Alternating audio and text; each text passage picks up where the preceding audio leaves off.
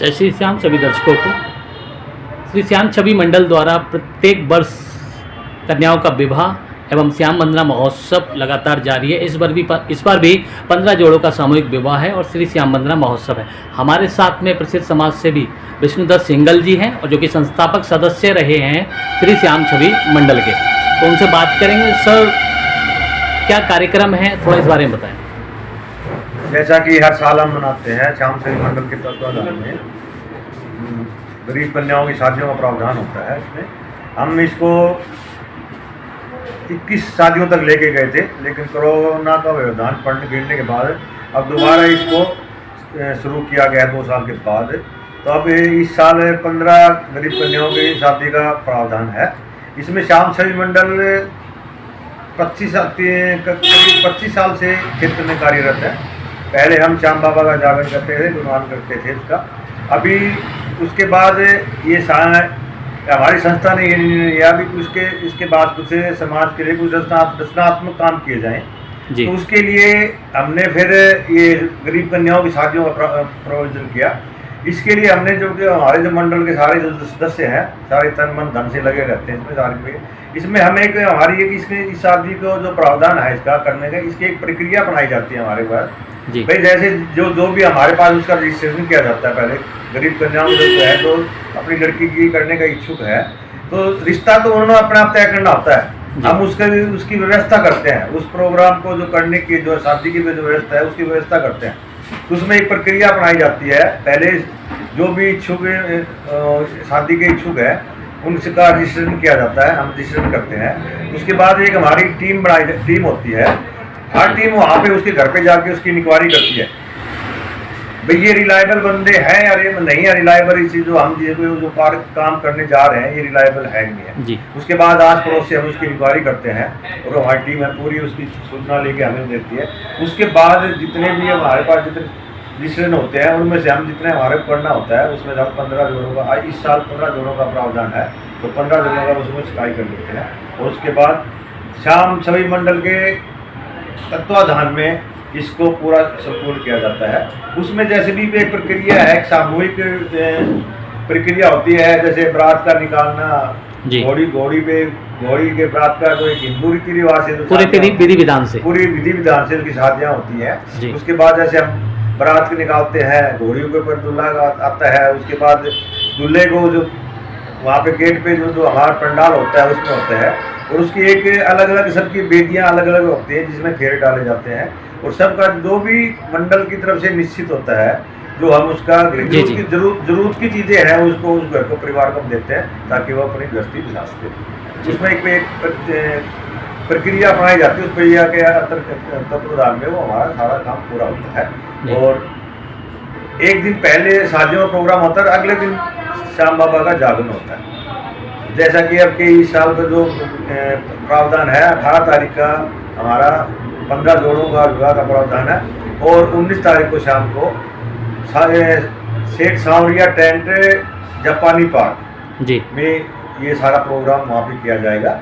और इसमें हमारी पूरी एक टीम वर्क होती है। टीम वर्क के हिसाब से ही पूरा काम होता है, मगर सारा तन मन धन से पूरा तैयारी करके ही इसका काम किया जाता है। जैसे कि आधुनिक दौर में देखा जा रहा है, जो कन्याएं हैं वो पुरुषों के साथ कंधे से कंधा मिलाकर चल रही हैं, लेकिन कहीं ना कहीं विकृत मानसिकता के लोग हैं जो आज भी बेटी को कमतर समझते हैं। उनके लिए क्या कहेंगे आप? नहीं, देखो आज बहुत ही पहले से बहुत ज़्यादा प्रगति हुई है, तमातर को हुआ है पहले से ज़्यादा। पहले लोगों को मतलब जो कम समझ आजकल लड़कियाँ बहुत हर क्षेत्र में आगे है। कोई भी क्षेत्र हो, चाहे शिक्षा का क्षेत्र हो, चाहे मेडिकल का क्षेत्र है, कोई क्षेत्र में सबसे आगे आती है। बाकी ये जो पहले अभी मैं इसको के अंधविश्वास तो नहीं कहूँगा इसको, कि जैसे कि धारणा बनाई हुई थी भी लड़की लड़कों से कमज़ोर होती है। आजकल ऐसा नहीं है, लड़की हर क्षेत्र में आगे है। तो आप और उसी चीज़ को करने के लिए हम पूरी इसकी इंक्वायरी करते हैं। हम इसी चीज़ की इंक्वायरी करते हैं। जब इन लोगों को शादियाँ की जाती है तो उसकी इंक्वायरी करते हैं कि लड़की जो है और लड़का जो दोनों तरफ से इंक्वायरी होती है, और उसके बाद हम करते हैं। तो आज जो समय की मांग है, समय की मांग के हिसाब से लड़कियां हर क्षेत्र में आगे हैं, और लड़कियां आगे जाके तरक्की ही करेंगी। लड़कियों को थोड़ा बहुत समाज सपोर्ट करेगा, समाज सपोर्ट करेगा तो लड़का हर जगह तरक्की करेगी। लोग हैं जो आर्थिक रूप से कमज़ोर हैं और अपनी बेटी का विवाह नहीं कर पाते हैं और समय उनकी उम्र बढ़ती जाती है, तो उन लोगों के लिए आप क्या कहेंगे, किस प्रकार से आमंत्रित करेंगे, क्या प्रक्रिया रहेगी, उनके बारे में थोड़ा बोलें।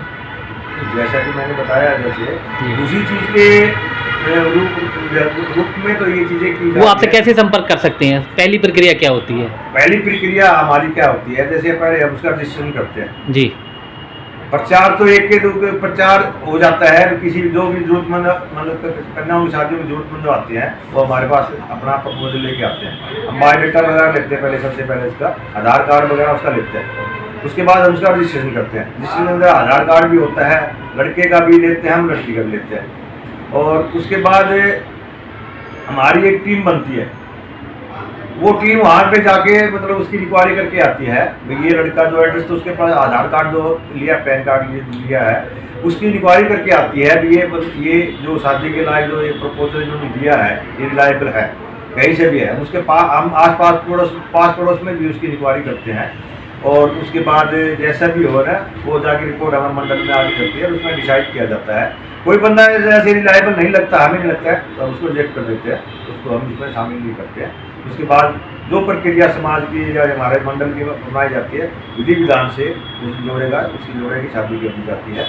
और शादी करने के बाद अगले दिन वही जोड़ा हमारे जागरण के अंदर आता है, तो थोड़ी सी बातें होती है, सबको है तो मतलब हर तरह से संतुष्ट होते हैं वो। अगर जोड़े में जो हमारे शाम से मंडल की जो करता है, तो मैं तो सबसे यही कहूँगा कि जो भी है श्याम शरीर मंडल जो कार्य कर रहा है, समाज हित के लिए कार्य कर रहा है, और इसके लिए आप सब लोग जुड़े और सारी बातें हमारे साथ आए और हमारे साथ तन मन धन से लग के काम करो, सामाजिक काम। घरेलू सामान के साथ साथ खाने की भी व्यवस्था भी होती है, तो कितने लोग होते हैं बारातियों के साथ, थोड़ा इस बारे में बताएंगे।